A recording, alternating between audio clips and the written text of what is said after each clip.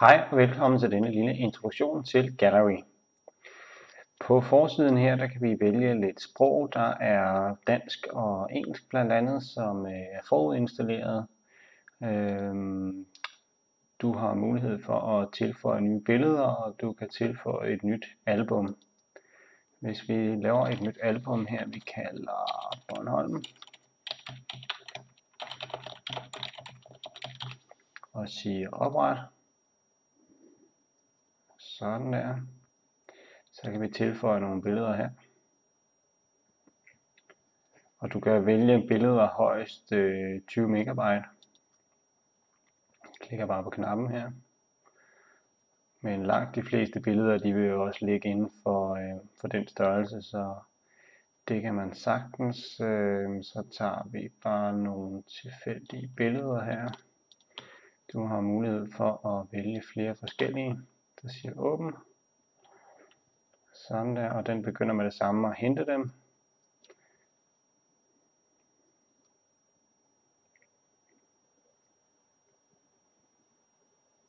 Sådan der, det var det første. Og det andet. Og det tredje.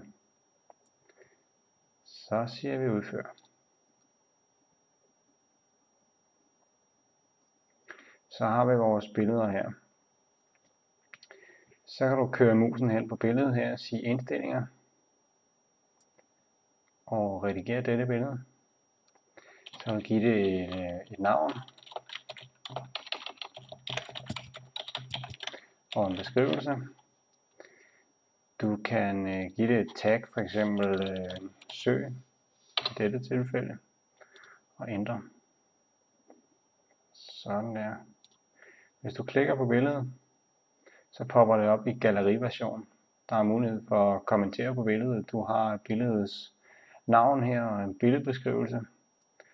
Du kan klikke på billedet igen, så popper det op i fuld skærm her. Og ved at klikke på det igen, så lukker det. Så kan man se herude, at hvem der har oprettet galleriet. Du kan se mærket søg. I det her tilfælde så er det så måske hav, der er mere dækkende, men det er mere princippet i det. Du kan tilføje nogle flere tags, eller du kan gå op og tilføje nogle flere billeder til galleriet. Du kan også gå til startsiden. Så har du dine gallerier her. Bornholm 3 visninger, siger den. Det er upload af galleriadministrator. Det kan være et navn, du indgiver. Klikker ind her. Der har vi galleriet igen. Går vi ud på forsiden igen, kan vi oprette et nyt galleri, eller vi kan vælge at uploade nogle billeder. Sådan der, galleri billeder. Så er der indstillinger. Vi kan ændre nogle tilladelser. Vi kan se, hvem der har lov til at rode med det album. Vi kan også organisere albumerne. Der er sådan en lille fin oversigt der, hvor man kan sortere. Nu er der kun en map, så der er ikke så meget at organisere. Vi kan også klikke ind i administratordelen. Sådan der, administrator. Der er sådan lidt flere indstillinger for sprog blandt andet. Som du kan se, så er der masser af sprog at vælge imellem, og dansk har jeg så sat som standardsprog her. Man kan også lægge noget italiensk ind, eller ja, hvad man nu har lyst til her.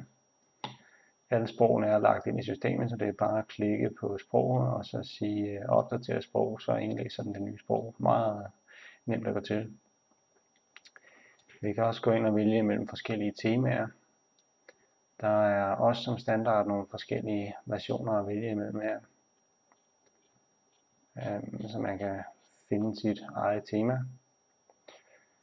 Man kan gå op og kigge på nogle kommentarer her. Man kan klikke ind i moduler og blandt andet få en Facebook like knap på. Noget miniatyrer og så videre.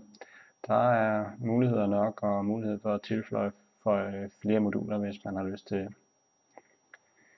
Og som man kan se her, så er både administrator modul og selve galleriet på dansk, når du har valgt dansk som primært sprog, så det er noget alle kan forstå og nemt at gå til. Tak fordi du kiggede med.